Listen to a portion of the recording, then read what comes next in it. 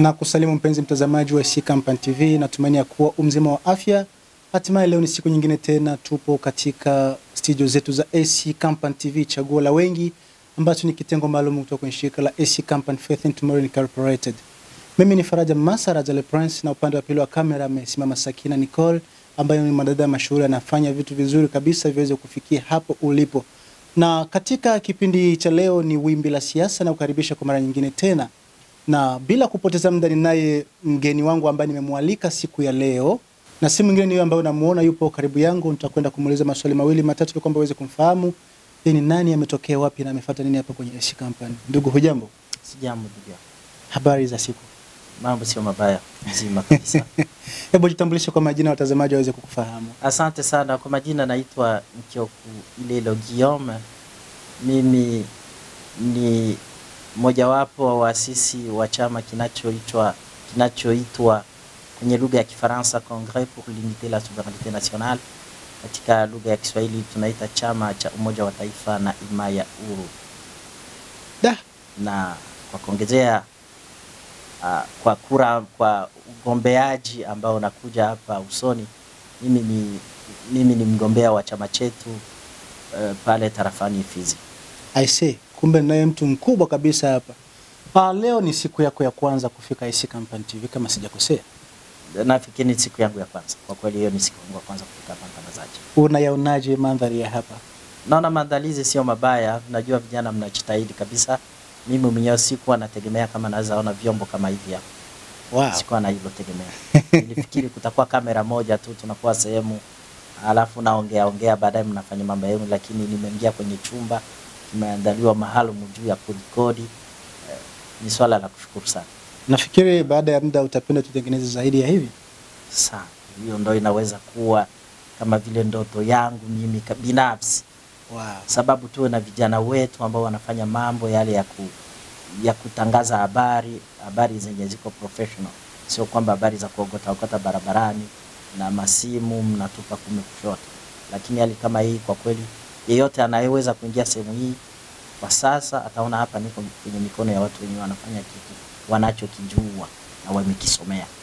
Ni Mheshimiwa Mkioku Ilelo Guillaume ambaye nipo naye katika wimbi la siasa. Lakini kabla ya kukupa mada ambayo tutakayo kwenda kuizungumzia siku ya leo, turudi kwanza upande wa pili tupate mapumziko.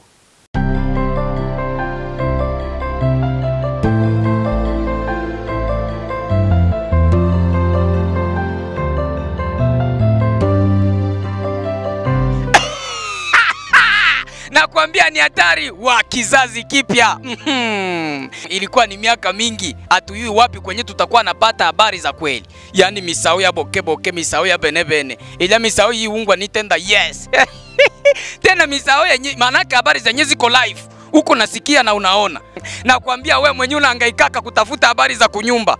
Uvira, Fizi, Makobola, Baraka, Swima, Ole, Mboko, nafasi zote zenye unajua. Usihangaike tena kuangalia TV zingine zenye zina habari za ukweli. Fata sasa AC Company TV. Chaguo la wengi, manake sabu esoborchi abatumanga. Kila mtu ale muilelela pate msao wangeni. Habari yenye iko kweli. Angalia ku AC Company TV.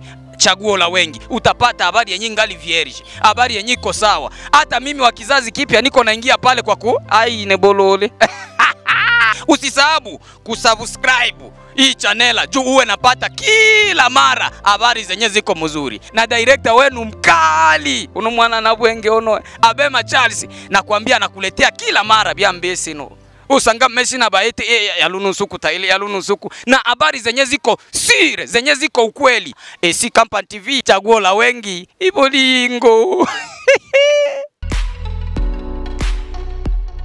Watoto wa tarafa la Fizi, watoto wa Uvira, huu ni muda wa mabadiliko. Nani ataleta mabadiliko Uvira na Fizi? Nani ataleta maendeleo Uvira na Fizi? Ni wewe mpiga kura. Kura yako moja itabadilisha mambo. Nani wa kuchagua? Tuchague na tupigie kura kizazi kipya, nouvelle generation. Wale wa zamani weka chini, chagua chama chetu, chama cha wazalendo, Congrès pour l'unité et la souveraineté nationale, CUSEN, kwa malengo mapya na maendeleo ya Uvira na Fizi. Ukichagua vibaya tutalia tena na kusaga meno miaka 5 ingine. Kuchagua wagombea wa chama cha Kuzine ni kuchagua kwa ajili ya kubadilisha mambo, Kuchagua kizazi kipya. kuchagua wanasiasa wapya. Tusichague tena wale ambao wakufanya kitu mbele. Hii ni wakati wa kuchagula wenyewe watatuletea maavantaji. Pale wa mbele tunawachimba. Chagua wagombea kutoka chama cha Kuzine kwa maendeleo ya kwetu. Baba, mama, vijana, chagueni wagombea wa Kuzine. Naam, tumerudi studioni kama hivi baada ya kunywa maji na kupata mapumziko ya lunch kabisa. Tumerudi sasa hivi. Mheshimiwa Guillaume, naomba nikuite kwa jina hilo, maana ndilo jina ambalo mimi nimelizoea, hayo majina mengine yanakuwa magumu kabisa. Siku ya leo katika Wimbi la Siasa tuna mada fulani ambayo tungependa tuizungumzie, ni kuhusu ile ambalo linaendelea katika nchi ya Jamhuri ya Kidemokrasia ya Kongo, ili sakata la serikali kuachia wazalendo au makundi yanayomiliki silaha wadhifa wa kupambana na wahasi na wavamizi wa M23 ambao wanaungwa mkono na serikali ya Rwanda. Hili swala limeleta gumzo sana katika mataifa mengi, hata katika nchi ya Kongo watu wengi wanajiuliza maswali mengi sana. Je, ni serikali imekosa nguvu la kupambana na waasi hao au wavamizi hao? Na ni swali moja ambalo ningependa sana uweze kutufafanulia pamoja na watazamaji wanaotufuata kwa muda kama na huu, kwa maana wewe ni mmoja wapo wa mtafiti wa masuala ya kisiasa katika Jamhuri ya Kidemokrasia ya Kongo. Unasemeaje hilo swala mheshimiwa? Kwa kweli swala kama hilo ni kubwa sana kiasi kwamba siwezi nikalijibu kwa dakika chache. Nitakwenda kufanya historia kidogo kuhusu nchi yetu. Nchi ya Kongo ni mojawapo ya nchi ulimwenguni ambayo ina mipaka nyingi sana. Yaani tunazungukwa na nchi 9. Na wote 9 kwa kweli sio marafiki wako. Majirani lakini sio marafiki. Ndio linajulikana. Kongo mzima inalia. Alafu historia fupi, mwaka wa 1996 Kongo kulizuka vita. Vita hivyo vilikuwa vita vya uvamizi. Sababu nisema jeshi ya nje iliingilia ndani. Kukawa na watoto wa Kongo ambao waliingia ndani. Mmoja wapo Roland Desire Kabila akawa ndani, akafanya kivyake hadi kipindi Mobutu alipoondoka, akaingia Kinshasa. Yeye mwenyewe kwenye lugha ya Kifaransa wanasema autoproclamer president, akajitangaza mwenyewe kuwa rais. Akajitangaza mwenyewe kuwa rais. Na maana yake kisiasa, kwa nini nchi zingine zilimuita ni rais ambaye anajitangaza mwenyewe? Lugha ya siasa ni kwamba sio yeye ambaye alikuwa ametarajiwa. Ndio maana yake. Kulikuwa na mambo ambaye yamefanywa mtu ambaye angestahili kuwa na hiyo nafasi, watu ambao wangestahili kuongoza Kongo kipindi kile cha Zaire, lakini yeye akafanya mambo yake, akawa rais ambaye amejitangaza mwenyewe. Lakini mheshimiwa, tuweze kuuliza swali. Umesema kwamba majeshi ya nchi za nje yameingia katika Jamhuri ya Kidemokrasia ya Kongo. Walikuwa na lengo gani hasa kuingia katika jamhuri yetu? Malengo ya waingiaji wengi ni kuja kugawa Kongo. Kwa hiyo ni sababu Kongo, cha kuelewa ni kwamba kama kuna watu wanapigania Kongo, kama kuna watu wanakuja majeshi ya nje inaingia Kongo kwa maslahi ya kwamba wanakuja kusaidia Kongo, sio kusaidia Kongo. Wanakuja kutafuta vitu ambavyo vilivyo Kongo, mali ya Kongo. Na wengi ambao wanasema ya kwamba sisi tunakuja kupigania wakongomani au kupigana juu tuko wakongomani, sio kwamba wanataka Kongo au wakongomani au kuwa wakongomani. Wanataka udongo wa Kongo waufanye kitu kingine. Hao ni watu walioko nje, yani walioko nje, mojawapo ya nchi jirani. Alafu vijana Kongo wakaona hili halitapita, makundi yakawa ya kupigana na hizo na majeshi ya nje. Yani hadi sasa, sababu majeshi za nje ziko Kongo, hadi sasa zile kundi za vijana zipo kwa kuendelea na kupiganisha. Na ndio maana waliona kama serikali kipindi walipokuja mwaka wa 96 kwenye serikali kuliingia vidudu, yani kuliingia watu wasiokuwa wakongomani. ikawa vyombo tuseme vyombo vya dola vya nchi kama vile service de renseignement, ministère de l'affaires intérieures na kuendelea, kukaingia watu ambao si Wakongomani ambao wanatumikia maslahi ya nchi. Kwa hiyo jeshi la Kongo likiwa na mpango wa kupigana, siri zote kabla hawajaenda kwenye shamba la upambanaji, siri zimetoka. Na ndio maana vijana wakasema sisi tunaingia hapo. Kwa hiyo vijana wakiingia hawahitaji ruhusa ya rais, hawahitaji ruhusa ya serikali, sababu walianza kupambana na wao wageni, wanawajua vizuri na ndio maana wako pale. Lakini wanashikilia silaha kinyume cha sheria. Hakuna sheria kipindi nchi yako inavamiwa. Hakuna sheria. Hakuna sheria zidi ya usalama wa raia na protection de l'intégrité nationale kwenye lugha ya Kifaransa, sababu Kiswahili kuna maneno ambayo ninakosa kwenye lugha ya Kiswahili alafu naiagiza kwenye lugha ya Kifaransa. Bila shaka. Hakuna sheria. Hakuna katiba. Hata mimi. Udongo wangu na watu wangu wakiingiliwa, hakuna sheria. Kwa kweli mpenzi mtazamaji, ni shughuli pevu. Hapa tuna muda mzuri kabisa wa kuweza kusikiliza na kuweza kuongea mengi sana. Hivi mheshimiwa, serikali yetu ya Kongo kwa sasa inasemaje kuhusiana na hili swali? Serikali ya Kongo kwanza, hapa sikumbuke tena mwezi gani, miaka miwili iliyopita, yenyewe iliamua kusema vijana wote ambao wanashikilia silaha wameingizwa moja kwa moja kuwa kama vile jeshi la akiba kwenye lugha ya Kifaransa. Kwenye lugha ya Kiswahili, kwenye lugha ya Kifaransa acha niseme armée de réserve. Kwa kweli hadi sasa hawajapata vifaa na kupata nafasi maalum, lakini sheria hiyo ilishapita bungeni na inajulikana serikali. Ile swala limefika bungeni, lakini sasa si katika hayo makundi yanayomiliki silaha mnapatikana hata pia wale ambao wanasemekana kwamba ni watu wa majeshi ya nje. Mheshimiwa, lakini ile swala huoni kama itaweza kuzua matatizo hapo baadaye? Kwa wale ambao wanashikilia silaha kwa kinyume cha sheria, kuna pia majeshi wa nje, sababu kwa kweli Kongo ilikosa usalama ambao unastahili. Kwa hiyo kuna vidudu waliingia, kuna watu wa nje wameingia, wakaja Kongo wakafanya makundi ya kuchika silaha. Hiyo ni kweli. Ila serikali imekosa nguvu ili kwamba waweze kuachia hawa wazalendo ambao wanajiita wazalendo, mimi nayaita makundi yanayomiliki silaha kinyume cha sheria, wapigane na wahasi au wavamizi. Je, hili swala kabisa lipo mimi ni kama sijalielewa, inakuwaje mpaka serikali iweze kuacha kupambana iachie hawa au majeshi ya akiba? Serikali imekosa nguvu? Mimi sijaelewa zaidi. Itakuwaje majeshi ya nje ambayo inajua sheria za Umoja wa Mataifa, majeshi ingie kwenye nchi nyingine? Itakuwaje? Kinipa jibu hapa, kama hili unalielewa, utaelewa kwa nini kuna makundi nayo pia. Yawezekana ni kwa sababu ya umoja wa nchi za Afrika ndio umeamua hiyo. Sababu nimeanza na historia ya mtangazaji. Nikwambia kama huko walikoanza huko umoja wa nchi za Mashariki ya Afrika wa kuwepo. Yaani ni hali endelevu, hapo hao wanakuja katikati na wala sio suluhisho, ni nyongeza. Basi kama ni hivyo itabidi Jamhuri ya Kidemokrasia ya Kongo ijitoe kwenye Jumuiya ya Afrika Mashariki na nchi za Afrika. Kuwa kwenye Jumuiya ya nchi za Afrika Mashariki kwa muda huu Kongo isingestahili kuwa. Ingekuwa mimi kama nina uamuzi, sio muda mwafaka. Lakini mheshimiwa, tuweze kuulizia hili swala pia.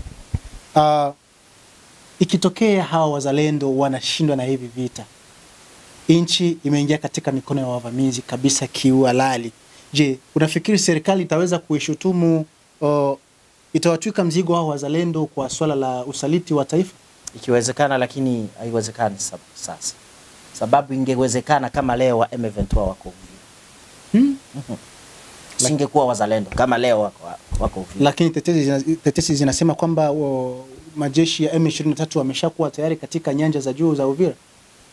Unajua vita vyenyewe, habari yenyewe ni vita. Kutangaza habari za uongo tu ni vita. Kwa hiyo hizo sio habari halali. Habari halali tungewaona kabisa, sababu huko waliko huko wanatekwa kweli na vijana. Kwa taarifa zako. I see. Mungu aibariki Kongo kwa asante. Na mheshimiwa, tuweze kupekua upande wa pili wa ukurasa, tuweze kujua mambo fulani kuhusiana. Umesema kwamba wewe ni mgombea kwenye chama cha Kuzin. Cousine, Congrès pour l'unité et la souveraineté nationale. Da, imekuwaje hadi ukawa mgombea? Mimi binafsi kwa hali hiyo huwa tu mgombea, sio lengo langu.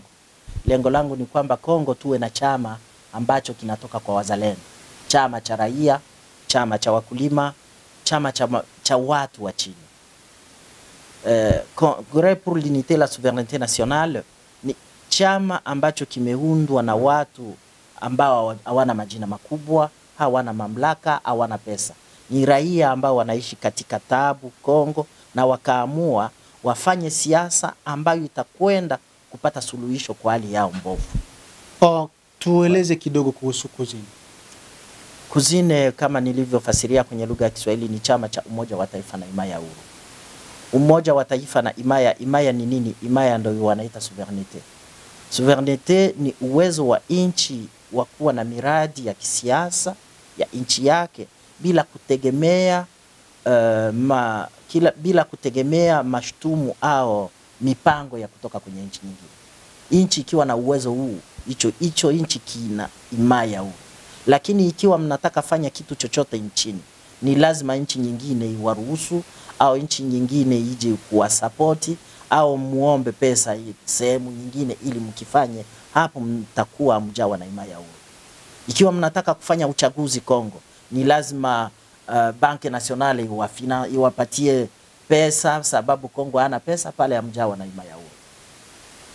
Yani sasa nchi yetu si chama chetu, ni kwamba mambo haya yote na mengine tutakuwa tunayafanya Kongo sisi kama nchi na kama raia wa Kongo, kadiri na matakwa yetu, kadiri na mahitaji yetu.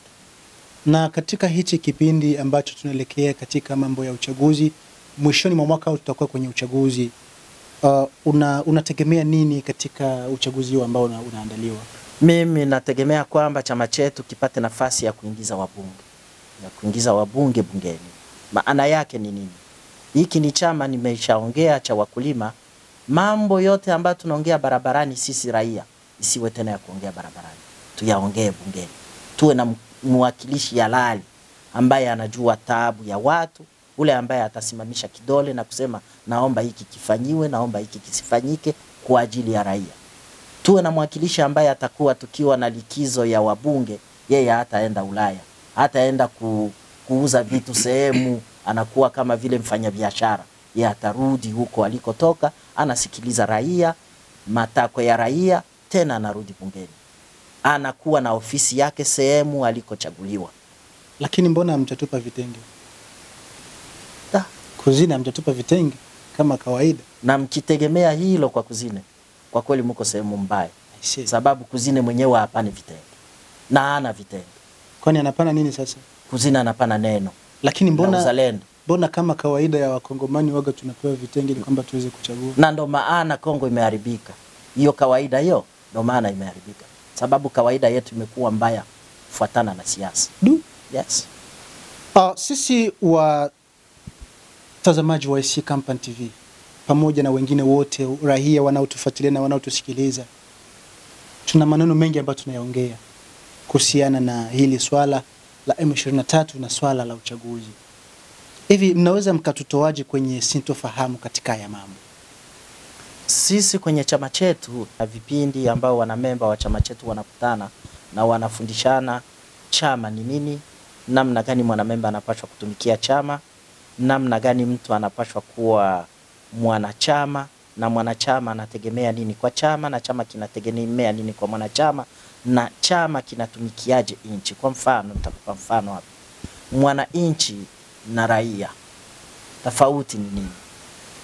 Mwananchi, mwana ni kitu kimezaliwa, amezaliwa na nchi. Yani ukiwa Mkongomani halisi ambaye umezaliwa Kongo, wewe ni kama udongo wa Kongo ndo umekuzaa, ndo mamako. Yani wewe ni mwana nchi hii hapa. Raia ni wale ambao wanazunguka kwenye hiyo nchi.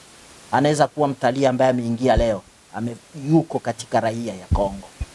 Na mwananchi ambaye sasa yuko tayari kupoteza kila kitu, kufa kwa ajili ya nchi, huyu sasa anaitwa mzalendo. Kwa hiyo ukiwa mzalendo, maana yake unapaswa kutumikia nchi yako. Mzalendo hawezi kulinganisha nchi yake na pesa, hawezi linganisha nchi yake na madaraka, haiwezekani. Ndio uzalendo huo. Alafu kwenye chama chetu haya mafunzo tunayapata. Kwenye chama chetu tunajifunza kujua katiba. Raia anapaswa kujua katiba ya nchi yake, ajue kiasi gani ananyanyaswa na kiasi gani ana haki, analewa katika haki katika nchi yake. Usipojua hivyo, watu waliokuwa na madaraka watafanya chochote na utatambua sehemu ambako wanakosea, sababu hujue sheria ya nchi. Hayo masomo tunafanya kwenye chama chetu. Na ninyi kama vyama vya siasa nchini, je, mnaunga mkono ile swala la uzalendo kupambana na waasi?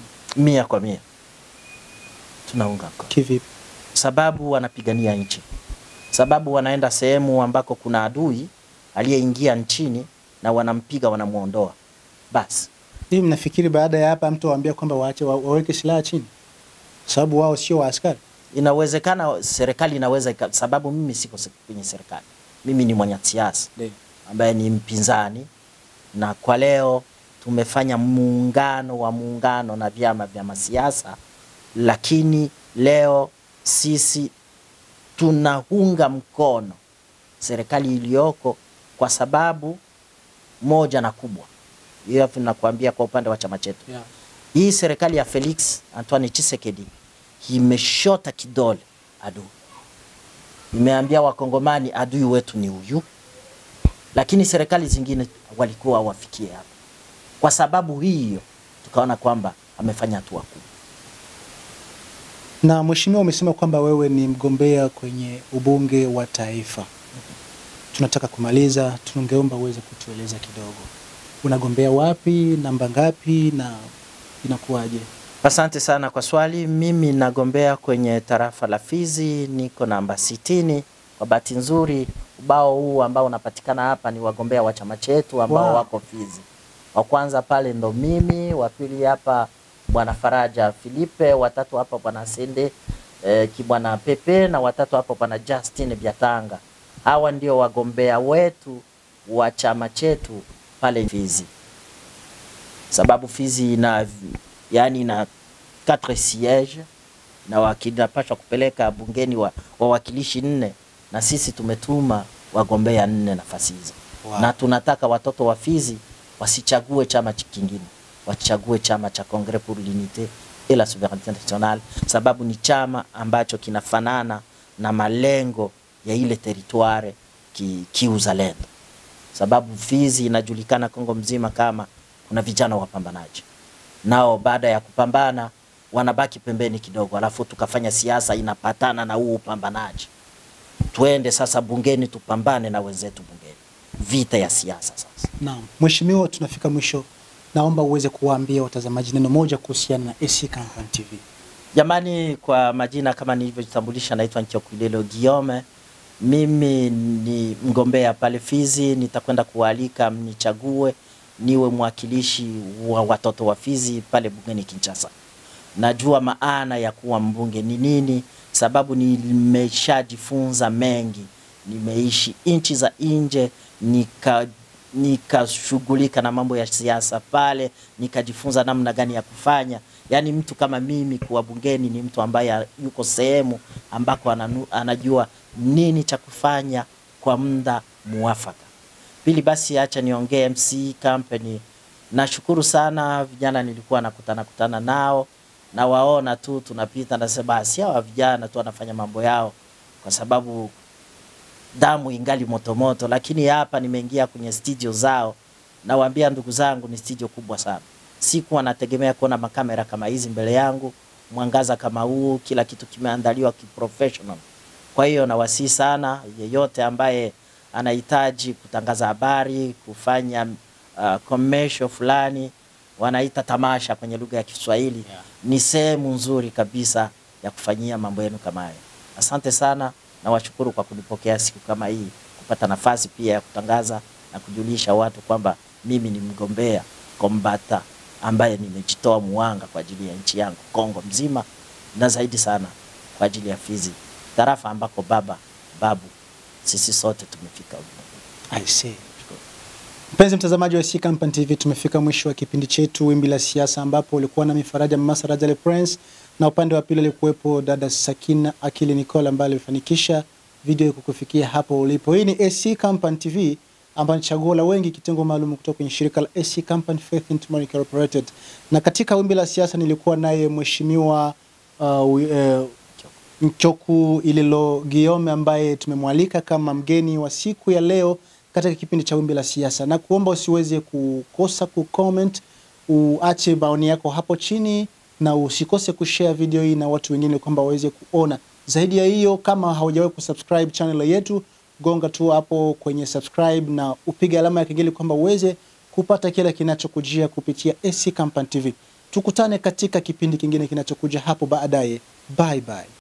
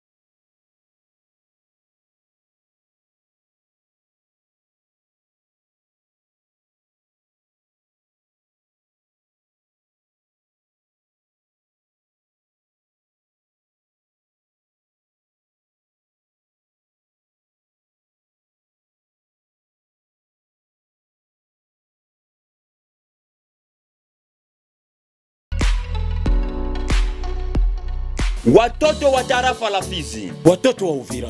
huu ni muda wa mabadiliko. Nani ataleta mabadiliko Uvira na Fizi? Nani ataleta maendeleo Uvira na Fizi? Ni wewe mpiga kura. Kura yako moja itabadilisha mambo. Nani wa kuchagua? Tuchague na tupigie kura kizazi kipya, nouvelle generation. Wale wa zamani weka chini, chagua chama chetu, chama cha wazalendo, Congrès pour l'unité et la souveraineté nationale, CUSEN, kwa malengo mapya na maendeleo ya Uvira na Fizi. Ukichagua vibaya, tutalia tena na kusaga meno miaka 5 ingine. Kuchagua wagombea wa chama cha CUSEN ni kuchagua kwa ajili ya kubadilisha mambo, Kuchagua kizazi kipya. kuchagua wanasiasa wapya. Tusichague tena wale ambao wakufanya kitu mbele. Hii ni wakati wa kuchagula wenyewe watatuletea maavantaji. Pale mbele tunawachimba kuti. Chagua wagombea kutoka chama cha CUSEN kwa maendeleo ya kwetu. Baba, mama, vijana, chagueni wagombea wa CUSEN.